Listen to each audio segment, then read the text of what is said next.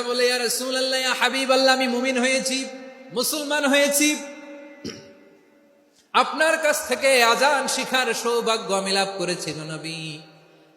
আমার কণ্ঠের বড় তারিফ করেছেন আপনি, আমার আজানকে আপনি পছন্দ করেছেন। একটা জিনিস আপনার কাছে চাই, আপনি আমাকে মক্কার মসজিদুল হারামের মুয়াজ্জিন হিসেবে অ্যাপয়েন্ট করে দে।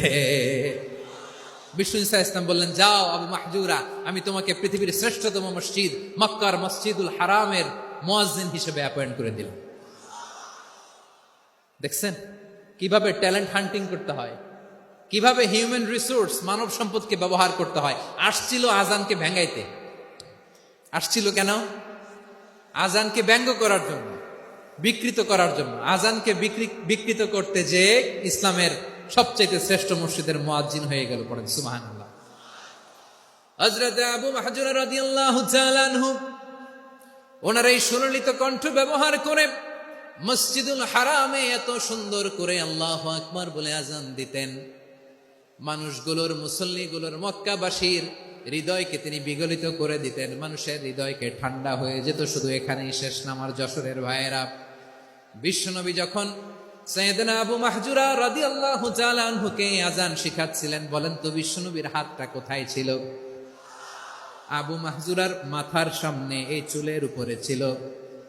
আবু মাহজুরা ওই স্মৃতিটাকে ধারণ করবার জন্য, ওই স্মৃতিকে বহন করার জন্য বিশ্বনবীর মোবারক হাত আবু মাহজুরার কপালের চুলের যেই জায়গায় লেগেছে, মৃত্যুর আগের দিন পর্যন্ত আবু মাহজুরা মাথার ওই চুলে কোনোদিন ছুরি আর কামার লাগায় নাই, সেখানে কেচি লাগায় নাই, চুলের মধ্যে খুর লাগায় নাই। আবু মাহজুরা ডান দিকের চুল কাটতো, বাম দিকের চুল কাটতো, পেছনের চুল কাটতো, সামনের চুল কাটতো না। আবু মাহজুরা রাদিয়াল্লাহু তাআলা আনহুর সামনের চুলগুলো বড় হতে হতে যখন এত বড় হয়ে যায়, তিনি চুলগুলো পেঁচিয়ে মাথার মধ্যে রাখতেন।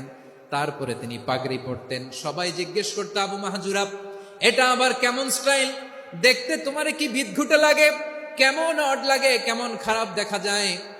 মক্কায় এমন কোন মানুষ তো দেখি নাই, ডানে চুল কাটে, বায়ে চুল কাটে, পেছনে চুল কাটে, সামনে কাটে না। ওরে আবু মাহজুরা, কেমন দেখা যায় তোমারে? তুমি সামনের চুল কাটো না কেন? আবু মাহজুরা বলে, আমি হাঁটু গেড়ে পেয়ারা নবীর সামনে বসেছিলাম, আমার এই মাথার চুলের মধ্যে মুবারক হাত লাগিয়ে বিশ্বনবী নিজে আমাকে আজানের প্রতিটা বাক্য শিক্ষা দিয়েছেন। বিশ্বনবীর মোবারক হাত, পবিত্র হাত আমার মাথার চুলের যেই জায়গায় লেগেছে, আমি চাই ওই চুলগুলা নিয়ে আমি আমার কবরের ভিতরে যাব।